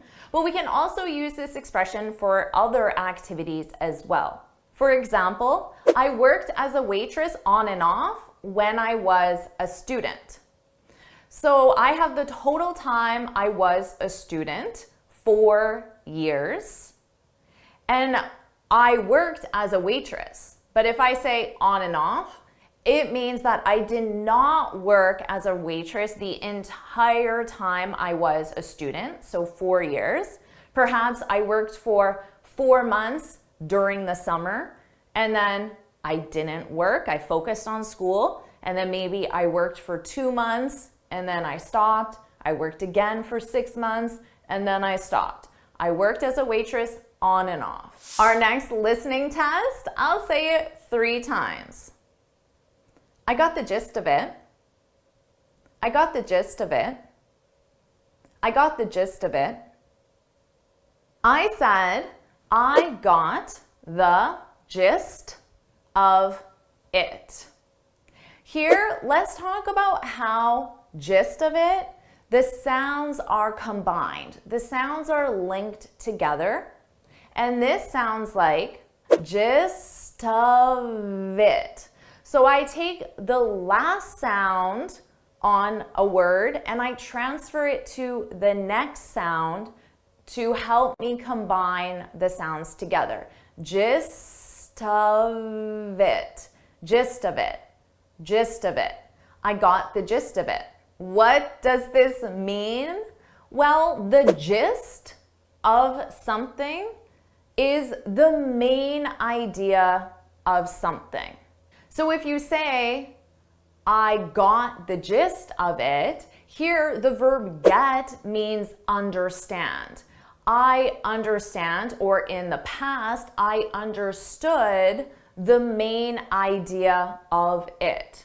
But when you say, I get the gist of it, or I got the gist of it, you're letting the person know that you understand the main idea, but you don't necessarily understand all the smaller details or all the details. You just understand the main idea. For example, her lecture was complicated, but I got the gist of it. So perhaps you're learning something new, and for you, it's complicated. For me, something complicated would be to do with math or science. So if I went to a physics lecture or a quantum mechanics lecture, maybe I understand the overall idea of the lecture, but I don't really understand all the small details. I just have an overall understanding of the main idea. I got the gist of it. Are you ready for your next listening exercise? I'll say it 3 times. Just a heads up that I'm running late. Just a heads up that I'm running late. Just a heads up that I'm running late. I said, just a heads up that I'm running late. For pronunciation, let's talk about heads up, how it combines and links together. Heads up, heads up. So notice that S on heads, when I combine it with my vowel sound in up, I use a z, z to combine that together, and it sounds like one word. Heads up, heads up, heads up. Just a heads up that I'm running late. When you give someone a heads up, so the expression just a heads up, this is used to give someone advanced warning of something. So I'm letting the person know in advance that I'm going to be late, and you use the expression heads up to identify that you're giving a warning. And the expression to run late, this is what native speakers use when we're late. So to be late, we're going to be late, you can use run late. And we commonly use this in the present continuous. I'm running late. Right now, I'm running late, which means I am late, and therefore I'm going to be late for my next appointment, which is likely with you, and that's why I'm giving you a heads up. A native speaker would commonly send a quick text message to a coworker or their boss and say, heads up, running late, stuck in traffic. So I say heads up, letting you know it's advanced warning, running late, This is just the essential information, running late, and then stuck in traffic. That's the reason why I'm running late. And now you know I'm not going to be at our scheduled meeting because I'm running late. Are you ready for your last listening exercise? I'll say it 3 times. Here's my quick take on it. Here's my quick take on it. Here's my quick take on it. I said, here's my quick take on it. Let's talk about how the sounds combine for the 3 words, take on it. And it sounds like one word, take on it. Take-on-it. But you have to combine those sounds together. Take on it, take on it. So that's how we transfer sounds. We link the sounds together so 3 individual words can sound like one word. Take on it. Here's my quick take on it. Now, one's take on something, my take on it. This is simply one's opinion or idea on something specific. This is commonly used to ask someone's opinion when you're discussing something specific. For example, what's your take on the company's decision to pay for language classes? So let's say your company decided to pay for your language classes. That's amazing, right? So that's the it. What's your take on it? The it is the company's decision to pay for language classes. What's your take on it? I'm asking you, what's your opinion on this initiative? To answer, you can simply state your opinion. I think it's an amazing idea. So now I want you to practice pronunciation so you can really get comfortable with moving your mouth and producing these sounds at a faster pace. So let's do an imitation exercise.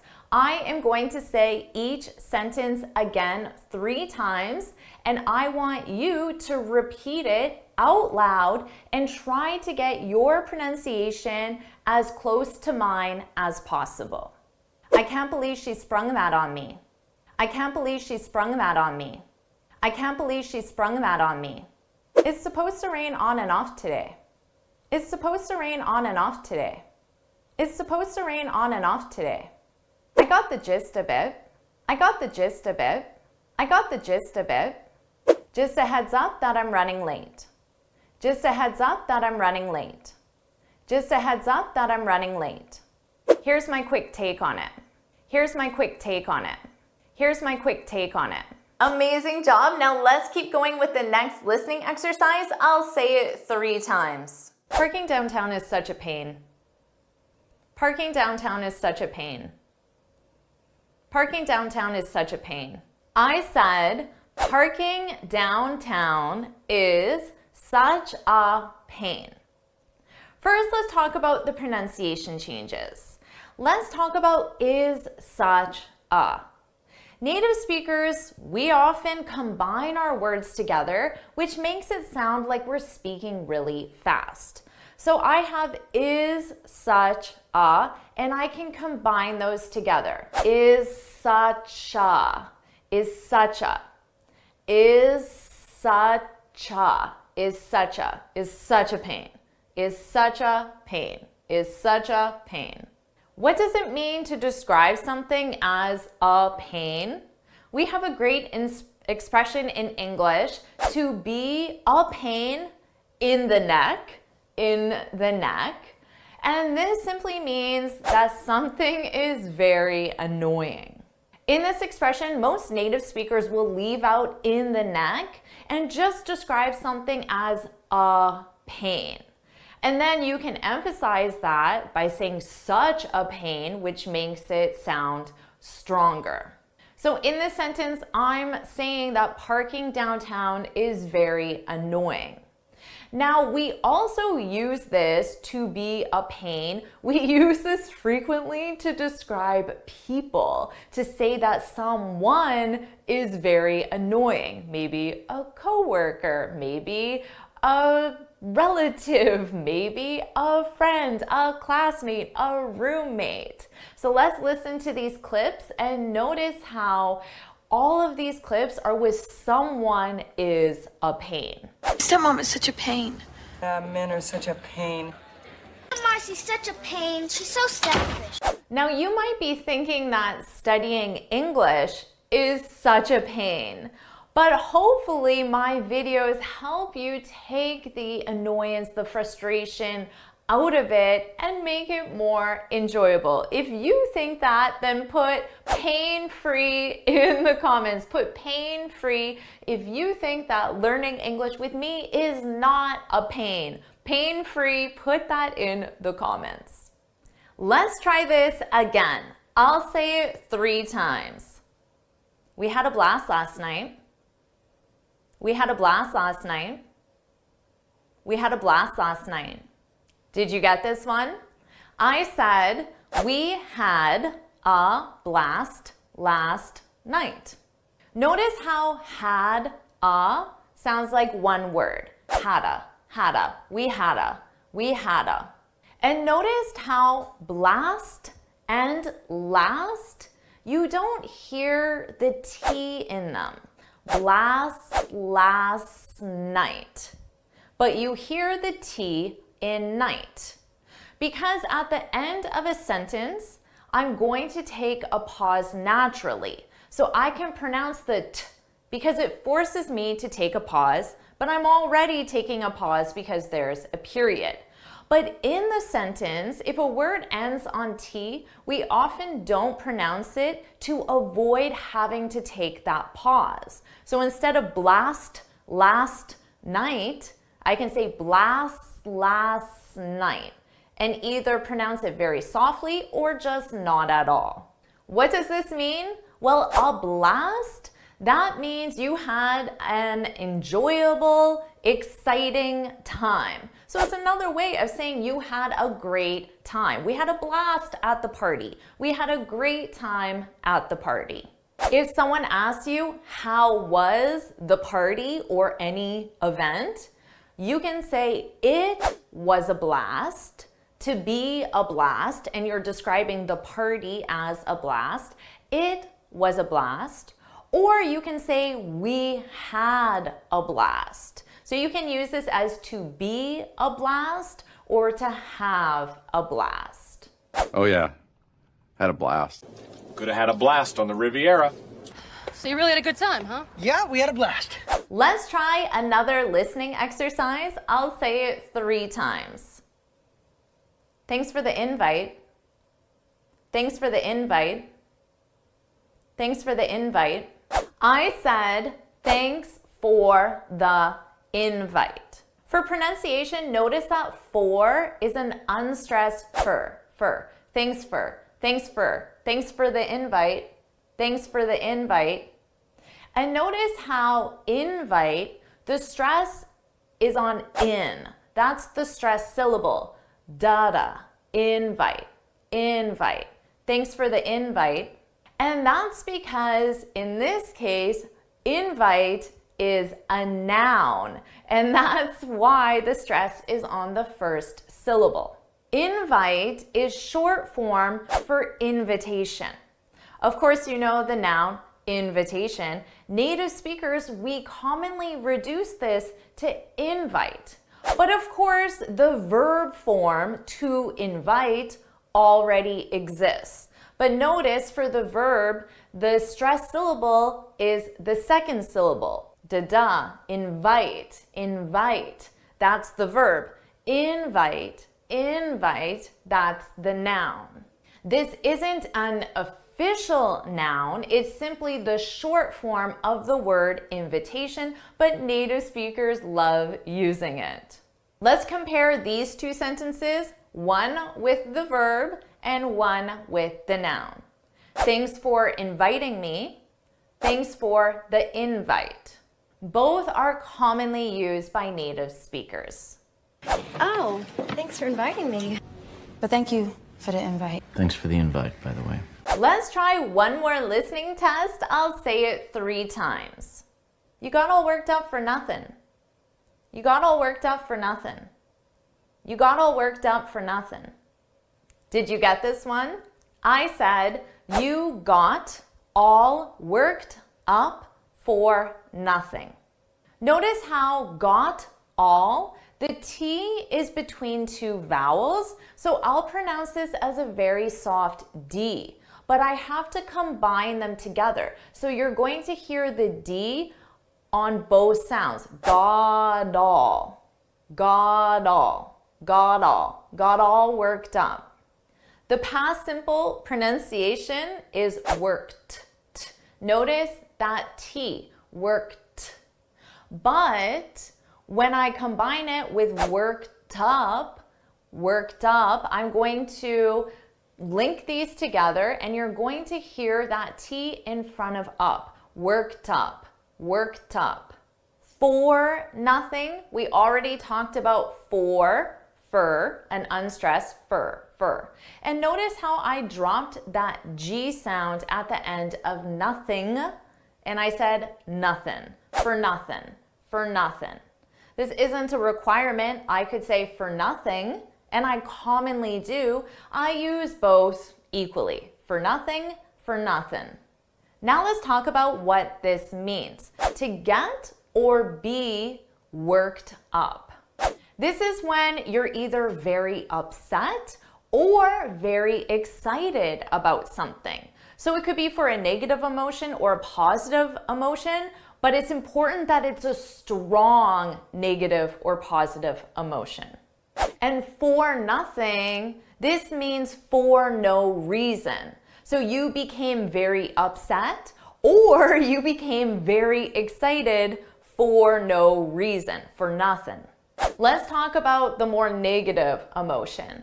Let's say you heard a rumor at your company that they were going to fire everyone because the company was going bankrupt.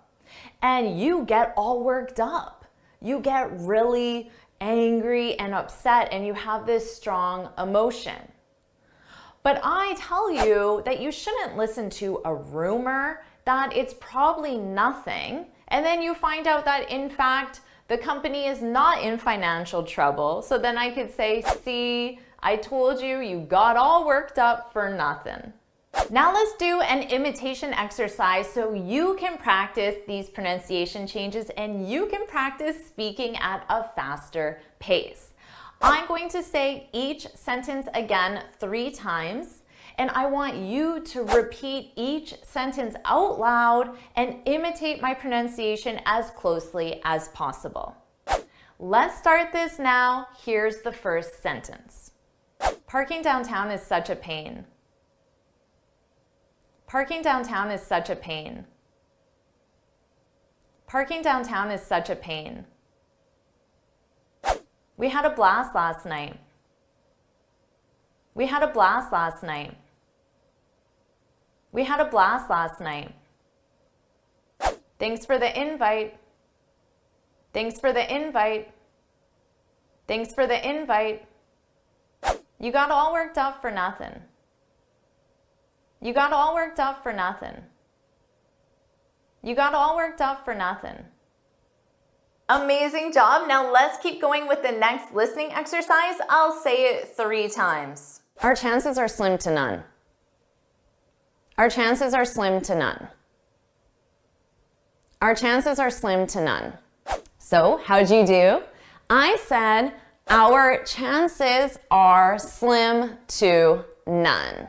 First, let's talk about the pronunciation changes. Notice that our sounded like our chances, our chances. At a natural pace, we don't pronounce it our chances. We just do a very soft, unstressed our chances, our chances. Our chances are.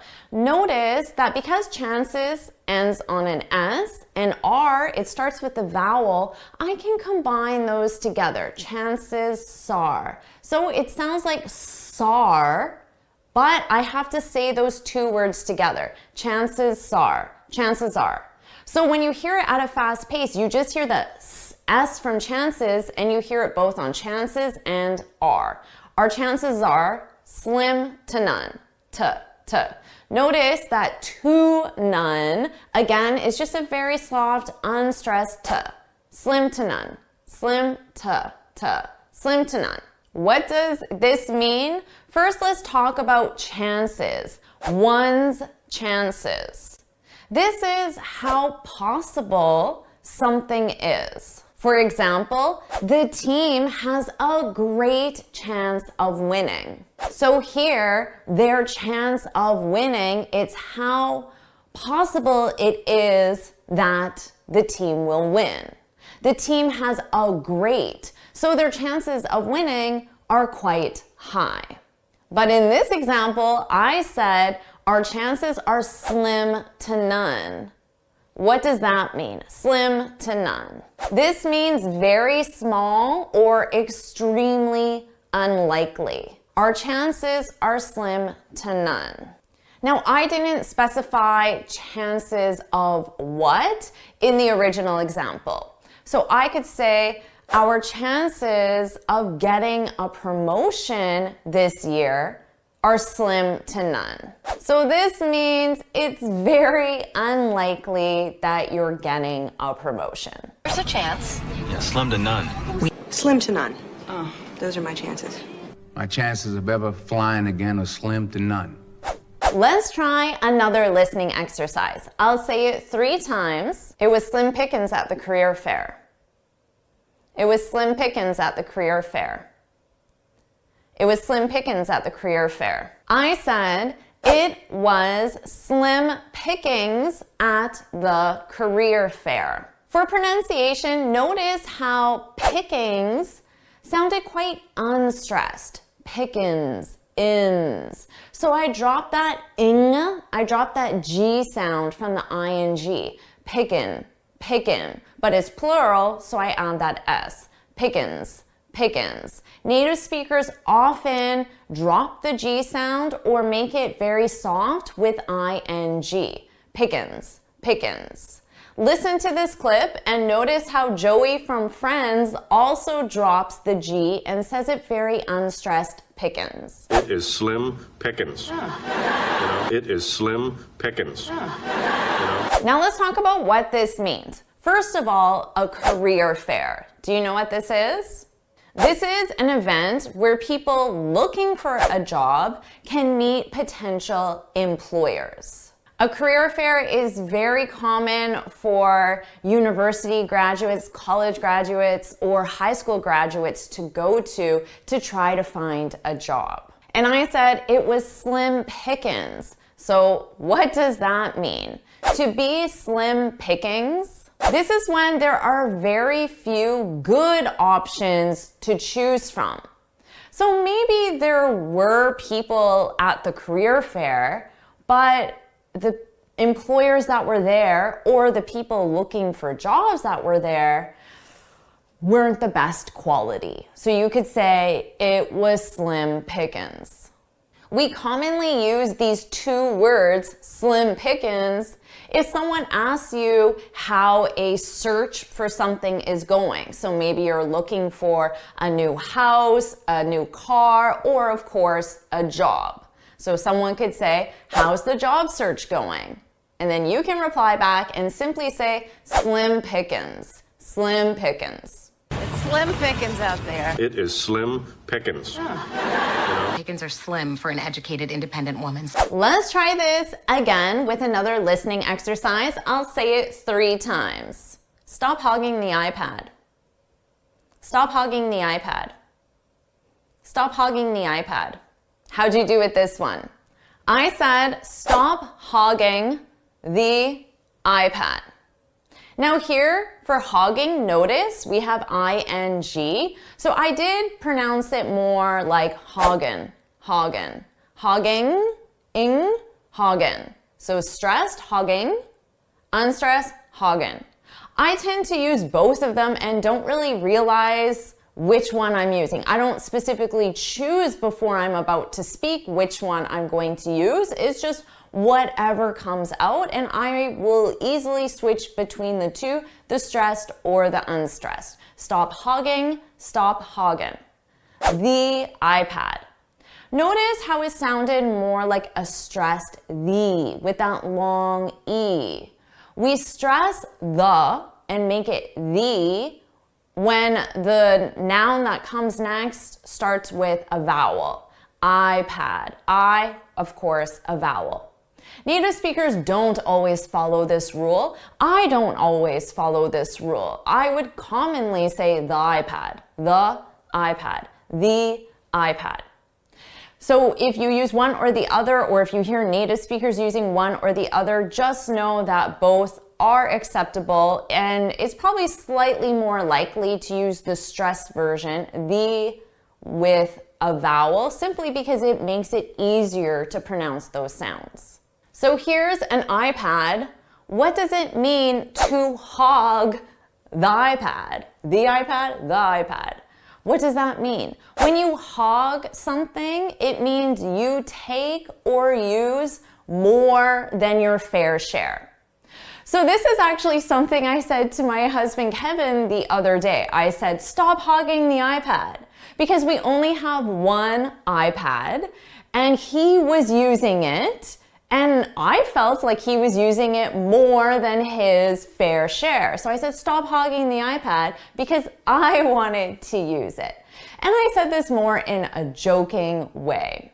But let's say that you have a roommate, or you could think about someone you live with, a different family member, or even a work colleague. And that person might use more of something or take more than their fair share. So maybe it takes your roommate a really long time to get ready, put on makeup in the morning, and you only have one bathroom. You might say, my roommate always hogs the bathroom in the morning. And it means your roommate uses more than her fair share of the bathroom. Notice in my original example, stop hogging the iPad, stop hogging. Our verb to hog is in the gerund form. That's because stop is a gerund verb, so you need stop plus verb ing. Stop hogging the iPad. That's why hog is in the gerund form with ing. Stop hogging my best friend. Stop hogging the blanket. Stop hogging the blanket. It's cold. Gene, how about we stop hogging the magazine, huh? Let's try one more listening exercise. I'll say it 3 times. Don't be stingy with the cheese. Don't be stingy with the cheese. Don't be stingy with the cheese. Did you get this one? I said, don't be stingy with the cheese. I think the pronunciation is clear, but do you understand what this means? And remember I said that I said to my husband, stop hogging the iPad.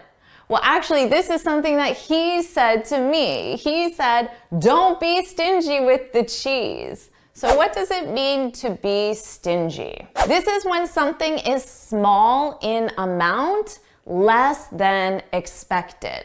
So I was putting cheese on something, I don't remember what, I'll say pizza. I was putting cheese on our pizza, and my husband thought I was being stingy. I was using a small amount less than expected. But that was just his opinion, because he likes a lot of cheese, whereas I don't like a lot of cheese. So in my opinion, I was not being stingy at all, but he thought I was being stingy. We have another meaning for stingy, which is very common. When you describe someone as stingy, it means they're unwilling to spend money. So they have the money, They just don't want to spend it. In that case, you would call someone stingy. For example, we had to take the bus because my friend was too stingy to take a taxi. This means that my friend had the money to take a taxi. So it wasn't financially difficult for her to take a taxi, but taking a taxi is more expensive than taking the bus. And she's stingy, so she doesn't like spending money. So she took the bus so she could save her money because she's stingy. Although saving money and trying to save money can certainly be a positive thing, when we use this adjective, it's always in a negative, critical way. So we think that person should have been willing to spend the money if we describe them as stingy. I'm going to say to you, don't be stingy with your comments and don't be stingy with your likes. Now, in this case, it's the first example I explained. When my husband said to me, don't be stingy with the cheese, he thought I wasn't using enough cheese. So don't be stingy with your comments. If you're stingy with your comments and your likes, it means you don't share them, you keep them to yourself. So it's another way of saying make sure you comment. So put I'm not stingy in the comments, put I'm not stingy, and that means that you freely comment on my videos or you freely like my videos. So don't be stingy, put that in the comments. Don't be stingy. I see, don't be stingy. He's even stingy with play money. Now let's do an imitation exercise so you can practice your pronunciation. You can practice all the pronunciation changes that I explained in this video, and you can imitate my pronunciation so you sound more natural. So I'm going to say each sentence 3 times, and I want you to repeat the sentence out loud after each time. So let's do that now. Our chances are slim to none. Our chances are slim to none. Our chances are slim to none. It was slim pickings at the career fair. It was slim pickings at the career fair. It was slim pickings at the career fair. Stop hogging the iPad. Stop hogging the iPad. Stop hogging the iPad. Don't be stingy with the cheese. Don't be stingy with the cheese. Don't be stingy with the cheese. Congratulations on completing this masterclass. Did you enjoy it? Do you want me to make more masterclasses just like this? If you do, then put yes, yes, yes, put yes, yes, yes in the comments below. And of course, make sure you like this lesson, share it with your friends, and subscribe so you're notified every time I post a new lesson. And you can keep expanding your vocabulary with 600 words. Watch it right now.